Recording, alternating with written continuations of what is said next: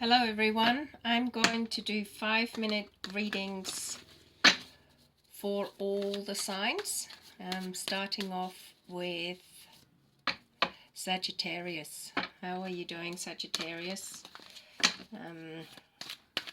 This reading is for today,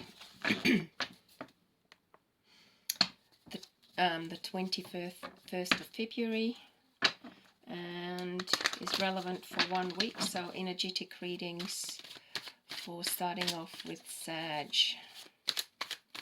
I'm just going to do 5 cards first and then tune in with the Wisdom of Oracle deck. So Sag, how you doing? Here we go. 8 of Swords, the Chariot, Judgment, 6 of Swords, and 6 of Wands. Sag, looks to me like you felt a bit stuck and a bit victimized in the situation. Being Swords, maybe with an air sign, could be with an air sign. And you didn't see, in some ways, you didn't see your own power, and then you decided to balance the masculine and feminine out and take charge. And with the Chariot here, okay. And could be that there were some arguments.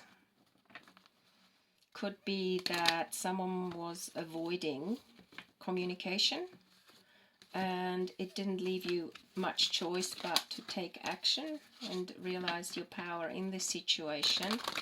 So that's good.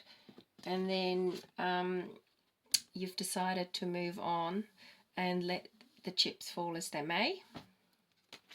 And the outcome for this particular reading is pretty positive. I think it's the right choice you made, especially when could be at work, when people aren't willing to communicate and you're in charge of a project and you're left stuck with doing it on your own. Somewhere you've got to speak up, literally speak up and take charge, and you're moving into a new direction. So yep, so being flexible in the storm is really important right now. You're in between worlds, so there's definitely a shift that's happening. You don't yet know what's at the other end, but it was meant to happen. For both parties, the best situation in this particular reading is that you make your own destiny. Okay. There's also the number 3 with Between Worlds. I love that card because you're shedding old belief systems, old ways of